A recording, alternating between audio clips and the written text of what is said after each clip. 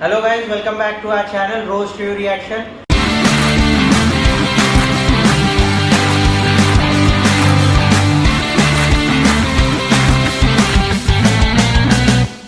इस वीडियो में हम देखने जा रहे हैं क्या Shri Narendra Modi ji third time election जीतेंगे या नहीं, क्या फिर से वो प्राइम मिनिस्टर बनेंगे या नहीं। इस वीडियो के अंदर हम जोन वाइज एनालिसिस करने जा रहे हैं।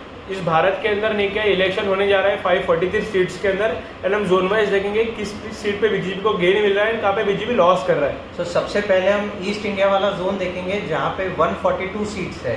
इस इंडिया में देखा जाए तो मेन जो सीट्स है बीजेपी के लिए वो है वेस्ट बंगाल है, बिहार एंड उड़ीसा है। इसमें देखना इंटरेस्टिंग ये है कि वेस्ट बंगाल के अंदर बीजेपी बहुत अपनी सीट शेयर बढ़ा रही है, जहाँ पे 42 सीट्स वेस्ट बंगाल में है।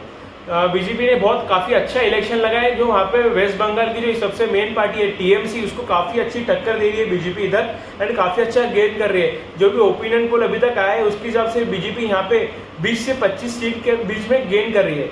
ये काफी शानदार कमबैक है बीजेपी का बंगाल के अंदर। एंड उसके अलावा जो इंटरेस्टिंग है इसके अंदर, इस जोन के अंदर अगला जो है वो है बिहार, जहाँ पे 40 सीट्स हुई है इस बार अलॉट। एंड बीजेपी का गढ़ कहा जाता है। इसके अंदर बीजेपी नीतीश कुमार के साथ वापस से गठबंधन करके लड़ रही है। इसके अंदर जो एनडीए है उनके अंदर चिराग पासवान भी इनके साथ में है।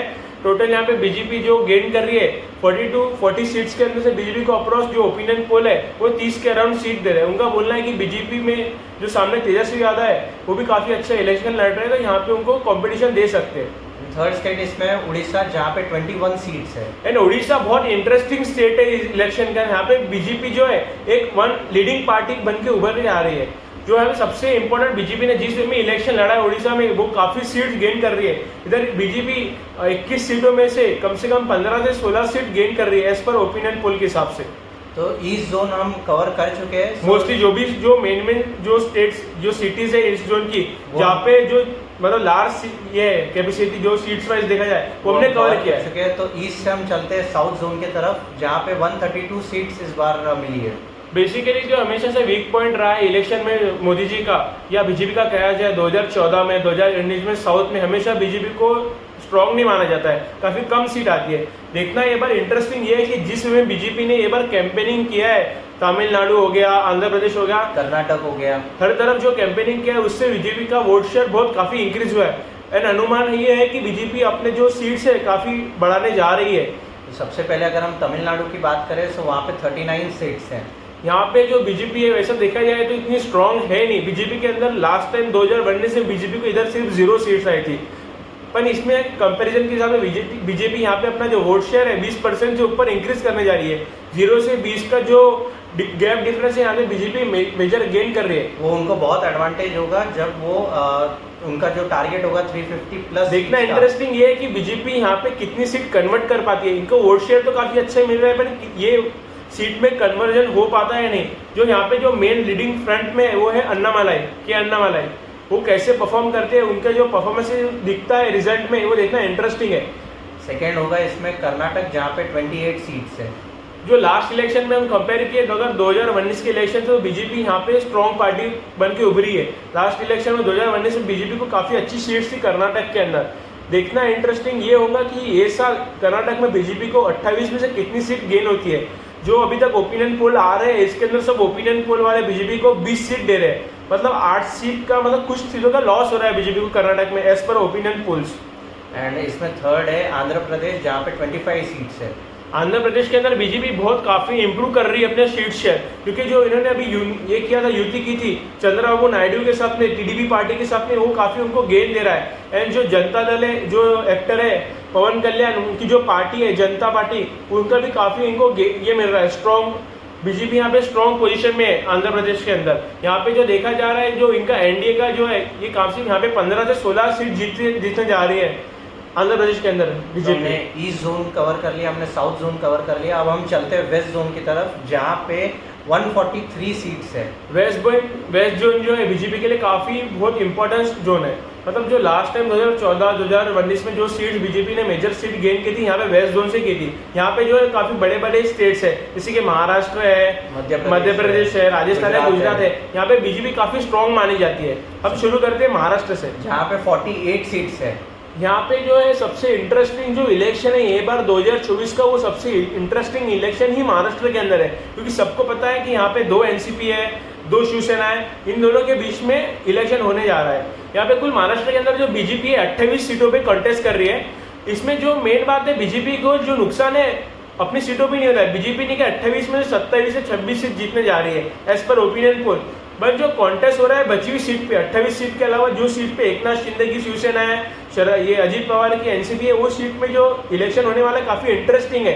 And as per opinion poll यहाँ पे जो एनडीए को मिलने जा रहे हैं 28 से 26 सीट, ये काफी कम है मेरे हिसाब से। मुझे लगता है मेरे पर्सनल व्यू के हिसाब से काफी यहाँ पे एनडीए को कम से कम 35 प्लस आएंगे, क्योंकि काफी टाइम से बीजेपी का स्ट्रॉन्ग जोन रहा है। तो 34 से आई गेस 38 का उनका टारगेट भी है, जो ओपिनियन पोल्स जो बता जो भी मोदी जी ने गाइडलाइंस दिया था कि अब की बार 400 पार अगर मोदी जी को पार करना है तो महाराष्ट्र काफी इंपॉर्टेंट रोल प्ले करेगा इसके अंदर। महाराष्ट्र के साथ एक और स्टेट इंपॉर्टेंट है मध्य प्रदेश। ये तो मध्य प्रदेश में बीजेपी का एकदम स्ट्रॉन्ग पॉइंट है। यहाँ पे तो बीजेपी सुपड़ा साफ कर रही है, हर एक सीट पे बीजेपी क्लीन स्वीप करने वाली है। मतलब बोल सकते हैं बीजेपी ने काफी अच्छा इलेक्शन लड़ा इधर मध्य प्रदेश के अंदर, कि इधर तो क्लीन स्वीप है पूरा। थर्ड है राजस्थान, जहाँ पे 25 सीट्स। राजस्थान भी काफी इंटरेस्टिंग होगा देखना, क्योंकि लास्ट टाइम बीजेपी ने लगभग पूरी सीट जीती थी। एंड ये बार जो अभी हाल ही में इलेक्शन हुए उसके अंदर बीजेपी जीती है राजस्थान के अंदर। पर यहाँ पे बीजेपी में राजस्थान में टोटल 25 सीट, इसमें से एज पर ओपिनियन पोल बीजेपी अप्रोक्स यहाँ से 4-5 सीट जो लॉस करेगा। यहाँ पे मतलब उनकी 20 सीट आ सकती है। 2-3 जो सीट्स है वहाँ पे वो काफी इंटरेस्टिंग होगा देखना, वहाँ पे बीजेपी कन्वर्ट कर पाती है नहीं कर पाती है। एंड फोर्थ जो स्टेट है इसमें गुजरात है, जहाँ पे 26 सीट्स। ये तो बीजेपी का गढ़ है। गुजरात में तो पूरा उनका 26 में से 26 आने वाले, इधर पूरा क्लीन स्वीप है, क्योंकि मोदी जी का ये होम टर्फ है। बिल्कुल बिल्कुल। तो हमने आई गेस 3 जोन कवर कर लिए। अब हम चलते हैं नॉर्थ जोन की तरफ, जहाँ पे 126 सीट्स है। नॉर्थ जोन जो है ये भी बहुत इंपॉर्टेंट जोन है, क्योंकि नॉर्थ जोन के अंदर जो सबसे बड़ा स्टेट आता है वो है यूपी। यूपी के अंदर ही भारत की सबसे ज्यादा सीट्स है। यहाँ पे कुल जो सीट्स है वो 80 सीट्स है। ये इंडिया की लार्जेस्ट सीट है, जहाँ पे जो मतलब पूरे इलेक्शन का नजरिया चेंज कर सकते हैं। मतलब इलेक्शन किस वे में जाएगा यूपी पूरा गाइड कर सकता है। यूपी में कुल 80 सीट है, यानी बीजेपी का one of the most strong point है। जो अगर बीजेपी को चाहिए कि वो 400 सीट के प्लस का जो टारगेट रखे, उसमें यूपी सबसे बड़ा आई गेस इंपॉर्टेंट रहेगा स्टेट को। इसमें जो है हालांकि जो लास्ट टाइम देखा जाए यूपी में बीजेपी ने 80 सीटों में से 60 प्लस सीटें जीती थी।